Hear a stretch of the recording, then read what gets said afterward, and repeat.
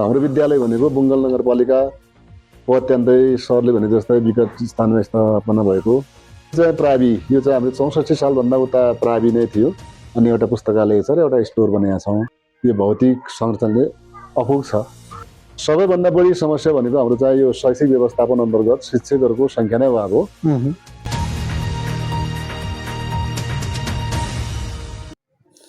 यस कार्यक्रमभित्र चाहिँ यो विद्यालयको बारेमा चाहिँ हामी पुरा जानकारी गराउनेछौँ यहाँहरूलाई।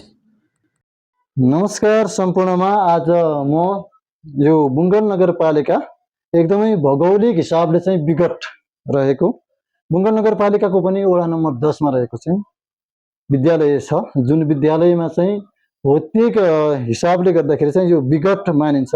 भौतिक संरचना हेर्ने हो भने यसको यहाँको चाहिँ यो परिवेश बुझ्ने हो भने यो बाहिरी तरिकाले चाहिँ हेर्ने हो भने सडकहरूले पनि नछोएको अवस्था, अनि विद्युत र त्योभन्दा चाहिँ टाढा रहेको इन्टरनेट सामान्य फोन गर्न पनि समस्या भएको विद्यालयमा चाहिँ पुगेको छौँ। त्यो गाउँको नजिकको गाउँमा चाहिँ एउटा विद्यालय छ, जुन विद्यालयको नाम चाहिँ सीताराम माध्यमिक विद्यालय रहेको छ। कक्षा 1 देखि चाहिँ कक्षा 10 सम्म चाहिँ पढाइ हुने विद्यालय हो। यो विद्यालयमा चाहिँ आज म रिपोर्टिङको क्रममा स्वयं आफै उपस्थित भएर चाहिँ म यहाँबाट चाहिँ रिपोर्टिङ गरिरहेको छु। यो विद्यालयका समस्याहरू धेरै छन्। यो समस्याको समाधानको लागि नगरपालिकाले गरेको पहल अनि कतैबाट पाउनु भएको छ कि छैन, विभिन्न अध्यक्षज्यूले चाहिँ कतिको पहल गरिराख्नु भएको छ, अनि विद्यालयको चाहिँ शैक्षिक गुणस्तरलाई चाहिँ अगाडि बढाउनको लागि माथि उकास्नको लागि चाहिँ प्रयास गर्नुभएको कतिको प्रयास गर्नुभएको छ, त्यो प्रयासको बारेमा पनि कुराकानी गर्नको लागि आज हामीसँग म यो विद्यालयमा नै उपस्थित भइरहँदाखेरि यस विद्यालयका विद्यालय व्यवस्थापन समिति अध्यक्ष हुनुहुन्छ मानबहादुर बोहरा, अनि त्यस्तै गरी यस विद्यालयका प्रधानाध्यापक वीरबहादुर बोहरा पनि हुनुहुन्छ। हामीसँग कुराकानी गर्नेछौँ उहाँहरूसँग चाहिँ यो विद्यालयमा चाहिँ कतिको छ सहज, कतिको चाहिँ कसरी चलाइराख्नु भएको छ। कक्षा 1 देखि चाहिँ 10 सम्म चाहिँ सञ्चालन भएको विद्यालय हो। एकदमै विकट ठाउँमा छ, यो चाहिँ विकट ठाउँमा हो। मैले बुङ्गल नगरपालिकाका सबै विद्यालयहरूको चाहिँ रिपोर्टिङ गरिरहँदाखेरि एकदमै पनि सबैभन्दा पनि विकट ठाउँमा रहेको यो विद्यालय चाहिँ मैले भेटेको छु।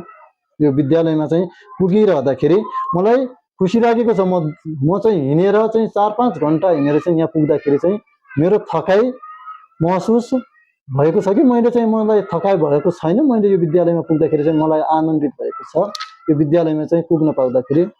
आज हामी यसै विषयमा चाहिँ कुराकानी रहेर चाहिँ हामी यो विद्यालयका प्रधानाध्यापक र विषयसँग पनि कुराकानी गर्नेछौँ। पहिला त म कुराकानी अगाडि बढाउन चाहन्छु यस विद्यालयका प्रधानाध्यापक वीरबहादुर बोहरा सरलाई चाहिँ म कुराकानीको लागि अगाडि बढाउन चाहन्छु। तपाईँको विद्यालयमा चाहिँ जम्मा विद्यार्थी सङ्ख्या चाहिँ कति छ, यहाँबाट सुरु गरौँ न। हजुर, हाम्रो विद्यालय भनेको बुङ्गल नगरपालिकाको अत्यन्तै सरले भने जस्तै विकट स्थानमा स्थापना भएको शैक्षिक संस्थाहरूमध्ये पुरानो विद्यालय नै हो र यो कक्षा 1 देखि 10 सम्म सञ्चालित छ र हाल यो शैक्षिक सत्र 2082-83 मा इमेज डाटा अनुसार हाम्रो विद्यालयमा जम्मा विद्या सङ्ख्या भनेको 282 वटा छ। 282 वटा चाहिँ विद्यार्थी सङ्ख्या भएको विद्यालय हो। कक्षा कोठा व्यवस्थापन गर्नको लागि चाहिँ कतिको भइरहेको छ त, सहजीकरण कति गरिराख्नु भएको छ, समस्या कतिको छ, चुनौतीहरू? हजुर, यसमा चाहिँ हाम्रो पहिल चाहिँ प्रावि, यो चाहिँ हाम्रो 64 सालभन्दा उता प्रावि नै थियो।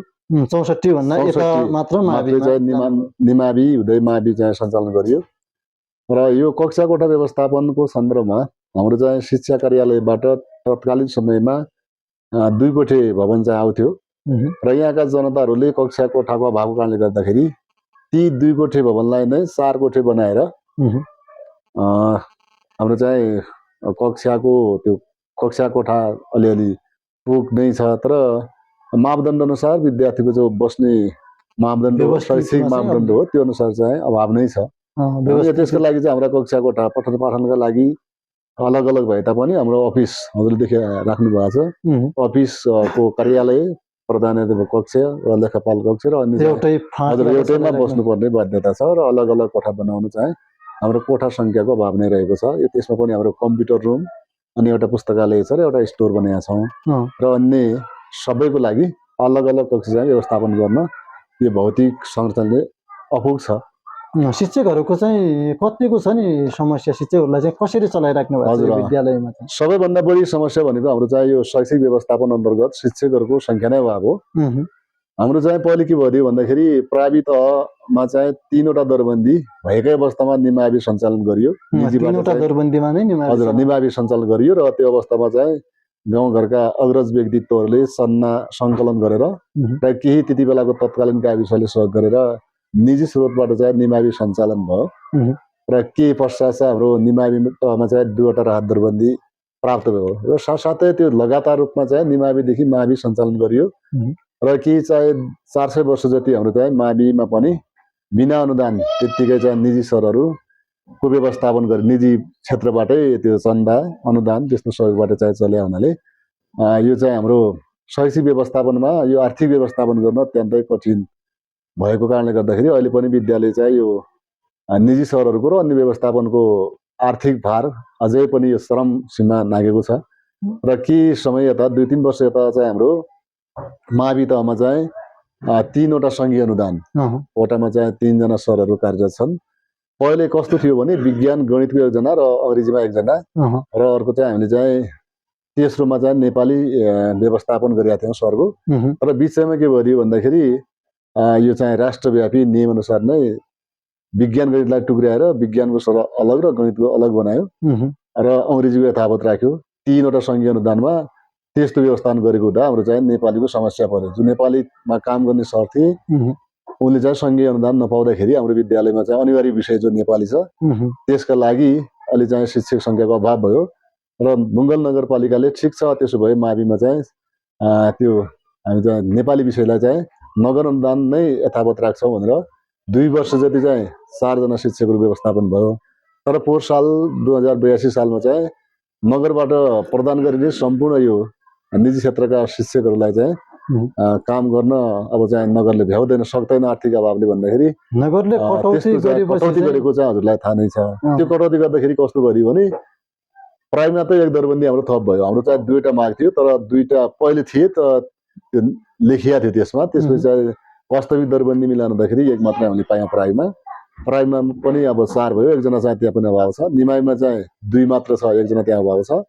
माविका चाहिँ सरहरूलाई हामीले तलमाथि मिलाएर अहिले पनि 1-2 पिरियड चाहिँ रिक्त रहने गरी मात्रै विद्यालय सञ्चालन पूर्ण रूपमा सकभर चाहिँ पुरै सञ्चालन भइरहेको छैन। हाम्रो चाहिँ सबै सरहरूले विशेष गरी 7 पिरियड म अहिले पनि 6 पिरियड लगेर त्यसरी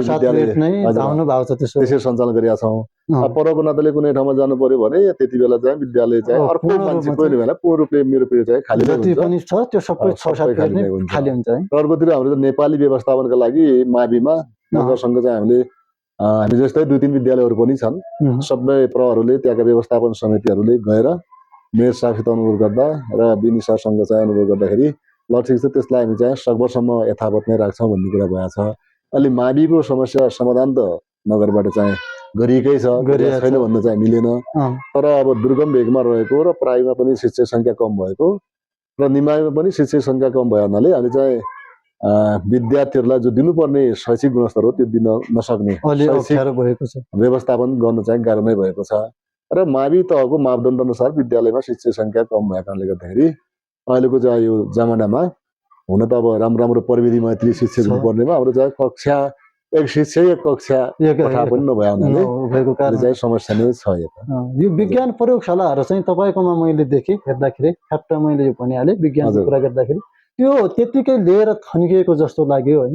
त्यो सञ्चालन गर्नको लागि काहीँ नगरबाट काहीँ वडाबाट कहीँबाट पहल गर्न सकिएन। हजुर त्यो विज्ञान प्रयोगशाला भन्दा पनि हजुरले देख्नु भएको चाहिँ आइसिटी त्यो चाहिँ प्रविधि हो।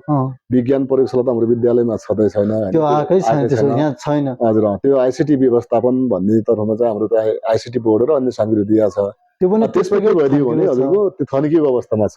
अहिले कहीँ भिडियो मात्रै बजाउँछौँ तर नेट जो चाहिँ इन्टरनेट र वाइफाईको चाहिँ समस्या छ। हाम्रो गाउँमा कस्तो छ भने विद्यालय मात्रै नभएर अलिकति बादल लाग्यो अलिक पानी पर्यो भने नेटवर्क जाने राम्ररी फोन पनि नलाग्ने, फोनै गर्नु पनि समस्या छ। त्यो भन्नाले चाहिँ त्यस्ता उपलब्ध भएका स्रोत साधनलाई पनि हामीले चाहिँ प्रयोगमा ल्याउन सकिएको अवस्था छैन। अनि जस्तो यो तपाईँको विद्यालयमा चाहिँ शैक्षिक सुधार भइरहँदाखेरि चाहिँ गत वर्षको तपाईँको एसिएको नतिजा हेर्दाखेरि चाहिँ कतिको छ त्यसमा चाहिँ कतिजना चाहिँ पास हुनु भएको छ, कतिजना हाम्रो- चाहिँ फेल हुनु भएको हजुर एसीमा हाम्रा सहभागी चाहिँ 13 जना विद्यार्थी थिए। पहिलो लोटमा चाहिँ हाम्रो चाहिँ एकजना पनि पास हुन पास हुन सकेन। सकेन। 2-3 जना जति एक विषय लगेका थिए। अब त्यो केन्द्रको कारणले गर्दा हो त विद्यार्थी कारणले गर्दाखेरि हो, अब 1-2 जनासम्म पास हुन्छन् भन्ने हाम्रा साथी हो, तर हुन सकेन। तर दोस्रो लोटमा त हाम्रो जम्मै पास भयो, सबैजना चाहिँ पास भएको अवस्था हो। त्यो हेर्दाखेरि त के त्यहाँ पनि त कमजोरी जस्तो देखियो नि त, शिक्षाको गुणस्तरमा पनि अझै कम छ कि जस्तो लाग्यो। हजुर गुणस्तर अब कमजोर नै भयो, किन भन्दाखेरि त्योभन्दा अगाडि जो हाम्रो चाहिँ यो सङ्घीय अनुदानको व्यवस्थापन गर्नुभन्दा अगाडि हाम्रा निजी स्रोतमा चाहिँ काम गर्ने सरहरू थिए। 3-4 वर्षसम्म चाहिँ तल भत्ता नपाएको कारणले गर्दाखेरि पनि उनीहरूको पनि आन्दोलन रह्यो। यो विद्यालय मात्रै नभएर हजुर यो मात्रै नभएर नगरसम्म पनि त्यो निजी शिक्षकहरूले आन्दोलन गरे। उनीहरूलाई चाहिँ अब आश्वासन पनि दिएको थियो, सम्झौता पनि गरिएको थियो। त्यो अवस्थामा प्रत्येक विद्यालयमा आन्दोलन भयो। तर हाम्रो चाहिँ यहाँ सरकारी अनुदानमा भन्दा पनि निजी अनुदानमा काम गर्ने शिक्षक भए हुनाले हाम्रो त्यो 2 वर्षको समयमा चाहिँ शैक्षिक जो चाहिँ हाम्रो कार्यक्रम थियो त्यो अवरुद्ध अलिकति परीक्षाको टाइममा अनि पठन पाठनमा के चाहिँ बाधा देखियो। त्यहीको असर चाहिँ पोहोर सालको त्यो नतिजामा देखियो भन्ने हो त्यसो भए। अनि जस्तो यो विद्यालयमा चाहिँ शौचालय, खानेपानी अनि खेल मैदानको समस्या चाहिँ कतिको छ? खेल मैदानको सन्दर्भमा त विद्यालय अत्यन्तै सानो भूमिमा चाहिँ स्थापना भएको छ। हाम्रा 4वटा भवन बनाए पश्चात बचेको भूमिमा सानो फिल्ड हजुरले देख्नु भएको छ, त्यो लगभग 35 मिटर जति मात्रै होला।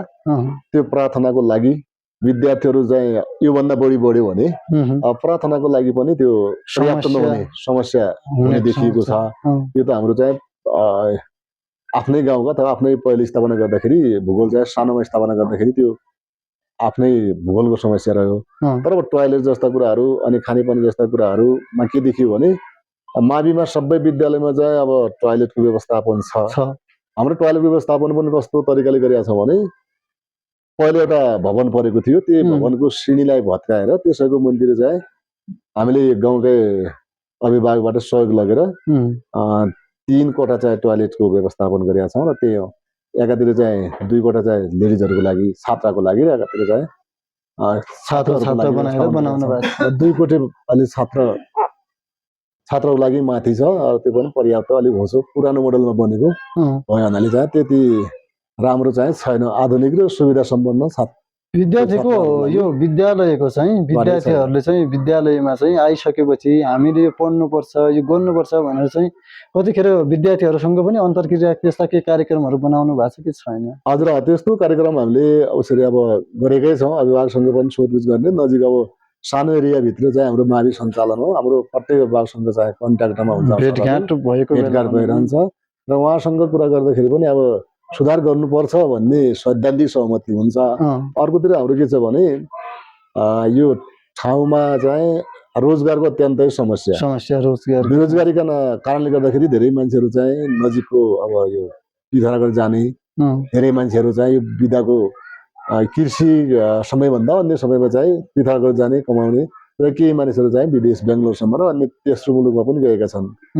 शैक्षिक स्तरमा हेर्ने हो भने हाम्रो गाउँमा चाहिँ शैक्षिक जमात पनि कमै छ, आमाहरू मात्रै हुन्छन्। अब आमासँग छलफल गर्दाखेरि केही न केही प्रगति त गर्न सकिएला, तर अब यो भूगोलको रूपमा अनि चाहिँ शिक्षाको रूपमा आर्थिक रूपमा चाहिँ पछाडि नै परेको अवस्था हुनाले त्यसको असर चाहिँ विद्यालयमा पनि परेको छ। निजी शिक्षकहरूलाई चाहिँ तपाईँले चाहिँ कसरी आर्थिक अभाव चाहिँ उहाँहरूलाई चाहिँ तलब खुवाइराख्नु भएको छ? आर्थिक अवस्था के छ नि स्कुल? हजुर निजीहरूको चाहिँ हाम्रो पहिलेदेखि नै विद्यालय स्थापना गर्ने क्रममा नै फुल्ली रूपले निजीको प्रत्येक वर्ष तलब दिनु नसक्ने अवस्था र पहिलेदेखि नै थुपरिएको, मानव उनीहरूको तलब 70% चाहिँ भयो भने पहिलेदेखि नै त्यो बाँकी तिर्नुपर्ने। हरेक वर्षको चाहिँ त्यो थुप्रिँदै जाँदाखेरि लगभग मावि चलेको 12-13 वर्ष भयो। त्यो समयसम्म आइपुग्दाखेरि हाम्रो विद्यालयको ऋण लगभग 27-28 लाख चाहिँ नागिसकेको अवस्था थियो। 2-3 वर्षसम्म चाहिँ नगरपालिका अथवा वडापालिकाबाट पनि कुनै त्यस्तो शिक्षामा लगानी नभएको कारणले गर्दाखेरि त्यो समस्या जिउका तिउ रहेको थियो। र पोहोर सालको उसमा चाहिँ हामीले मेयर साहबसँग डेलिगेसन नै लगेर गयौँ, कुराकानी भयो र उहाँले पनि विद्यालयलाई निजी क्षेत्रमा चाहिँ 10 लाख जति चाहिँ रकम विद्यालय छुट्याएको थियो। मावि तहमा चाहिँ नेपाली शिक्षकका लागि हाम्रो 8,40,000 जति छुट्याएको थियो र प्रदेशबाट पनि हामीले शान्तनु योजना अध्यक्षजीको पहलमा चाहिँ आएको हुनाले त्यसबाट पनि अब जनसम्मान गराए जस्तो गराएर अलिकति बचाएर केही रकम त घटाएका छौँ, तर विद्यालय पूर्ण रूपमा चाहिँ यो ऋणमुक्त हुन सकेका छैन। अझै गाह्रो छ शिक्षकहरूलाई। तर 10 बार लाग्छ चाहिँ विद्यालयले पुराना सरहरूले गरेको कामको त्यो पारिश्रमिक दिनु बाँकी नै छ। कसरी मिलाउने, कहाँबाट जुटाउने भन्ने चाहिँ अझै यो चिन्ताको विषय चाहिँ रहेको छ। त्यो चाहिँ अलिक गम्भीर विषय छ, तिनीहरूलाई चाहिँ तलब खुवाउन समस्या भएको छ। अनि जस्तो विद्यालयमा चाहिँ तपाईँको विद्यालयमा कुराकानी गर्दाखेरि अब यो कम्प्युटर आइटीहरू चाहिँ बढी छ, अहिले पढाइ चाहिँ सबै अनलाइन काम भइरहेछ होइन, यो डिजिटल जमाना छ भनौँ न। त्यसको त्यो सम्बन्धी भएका कोही शिक्षकहरू पनि छन् कि छैनन् त्यो विषयमा चाहिँ, जस्तो कम्प्युटर चलाउन सक्ने? अनि लेखापाठको काम गर्दा पनि त कम्प्युटर सम्बन्धी सबै काम होला। त्यो सम्बन्धी कुनै शिक्षकहरूले सिकेको अनि लेखापाठले चाहिँ गर्न सक्ने अवस्था के छ? यो चाहिँ अलिकति जटिल समस्या नै छ। अहिले त अब डिजिटल संसार नै भयो त्यो शिक्षामा। यसको लागि चाहिँ इमेज, तलब भत्ता र अन्य जानकारी विद्यालयका चाहिँ अहिले डिजिटल माध्यमबाट नै दिनुपर्ने एकातिर के छ भने हाम्रो विद्यालयमा वाइफाईको समस्या नभएको कारणले गर्दाखेरि त्यसले पनि समस्या पारेको छ। अर्कोतिर हाम्रो प्रत्येक माविहरूमा लेखापालको त्यो कम्प्युटर सम्बन्धी लेखापाल नै नियुक्ति छन् र त्यति बेला चाहिँ अब लेखापालहरू कम्प्युटर थिएन त्यतिकै नियुक्ति भएकाहरू पनि छन्। हाम्रो विद्यालयमा पनि त्यस्तै प्रकारका हुन् र उहाँले चाहिँ कम्प्युटर सम्बन्धी तालिम अथवा त्यो लिन सक्ने त्यो पनि भएन, कम्प्युटर सम्बन्धी ज्ञान नभए हुनाले त्यसको सट्टामा हामीले सबै विद्यालयमा कार्यरत गणित विज्ञानका शिक्षक आइ सर प्रेमबहादुर बोहरा सरलाई जिम्मेवारी दिने गरेका छौँ। उहाँले पनि अब पिरियड फुलफिल नै पढाउनुहुन्छ र त्यही कम्प्युटरको काम पऱ्यो भने बिचगेला अथवा कुनै पढ कार्यालय कुनै नेट चल्ने ठाउँमा गएर जेन तेन चलाइराख्नु भएको छ। र अब लेखपालले चाहिँ त्यो काम गर्न नसक्ने भए हुनाले उहाँलाई चाहिँ विद्यालयको तर्फबाट अब 4-5 पिरियड जति नै पढाउन लगाएका छौँ। त्यो भए हुनाले अब यस सम्बन्धी अब तालिम चाहिँ नगरपालिकाले जुन विद्यालयमा लेखाको काम गर्ने सरहरू छन् उहाँहरूलाई चाहिँ तालिम प्राप्त गराएर तालिम दिएर के हो विद्यालयको चाहिँ इमेज सम्बन्धी काम उहाँलाई नै त्यो सिकाएर उहाँले सिकेर गऱ्यो भने विद्यालय पनि सहज हुने र अन्य सरहरू पनि आफ्नो विषयवस्तुमा चाहिँ ह्याम्पर नहुने हुन्थ्यो। यो अलिक समस्याकै कुरा छ। यसलाई चाहिँ अब कसरी सुल्झाउन सकिन्छ यसको लागि चाहिँ हामीले सोच्नुपर्ने अवस्था पनि छ। हुन्छ, हामी अब यस विद्यालयका विद्यालय व्यवस्थापन समितिका अध्यक्षसँग चाहिँ कुराकानी गर्न छ। यो विषयमा चाहिँ पहल गर्नुभएको नगरेको नगरपालिकाले चाहिँ स्वागत छ यहाँलाई। धन्यवाद छ सर। तपाईँको विद्यालयमा चाहिँ व्यवस्थापन समिति तपाईँ अध्यक्ष भइसकेपछि चाहिँ तपाईँले चाहिँ विद्यालयको लागि कुनै नगरपालिका अनि प्रदेश धाएर मैले चाहिँ यो के हो बनाउनुपर्छ, मेरो विद्यालयमा यो समस्या छ भनेर पहल गर्नु भएको छ कि छैन? धन्यवाद छ त्यसको लागि चाहिँ। हजुर चाहिँ हाम्रो यस विकट ठाउँ माध्यमिक विद्यालय जो यो क्वेसन राम्रो गर्नुभएको छ। मैले चाहिँ सामान्यतः हाम्रो यस नगरपालिकामा मैले बारम्बार पटक यस विद्यालयबाट डेलिगेसन ज्ञापन पत्र बुझाइ लिएर चाहिँ म खुद आफै गएको अवस्था हो। त्यहाँ गएर मैले कुरा राख्ने मेरो विद्यालयमा समस्या, यहाँको भौतिक आर्थिक यहाँको शिक्षकहरू सम्बन्धी हरेक पटक चाहिँ मैले जानकारी गरिराखेको अवस्था। त्यसो भए तपाईँको पहलमा चाहिँ केही भयो कि भएन? तपाईँले चाहिँ पहल गरिसकेपछि चाहिँ यो विद्यालयमा चाहिँ कसैले दिनुभयो कि दिएन त्यस्ता कामहरूको? तपाईँले जो काम समस्या छ समस्याको समाधानको लागि केही गर्नुभयो कि? भौतिक आधारमा चाहिँ खासै त्यस्तो पालिकाबाट भएको छैन। एउटा यो शैक्षिक गुणस्तर सुधार सम्बन्धी चाहिँ एक दरबन्दी थप गर्नु भएको छ। पहिला चाहिँ त 2टा दरबन्दी दिने सितारा माध्यमिक विद्यालयमा भने चाहिँ बाहिर सूचना नै बाहिर फोकस नै आइसकेको थियो, तर बिचमा चाहिँ एउटा दरबन्दी कटअप गरेर एक दरबन्दी चाहिँ थप भएको छ। तपाईँ चाहिँ जो विद्यालयको व्यवस्थापन समिति भइसकेपछिको कुरा।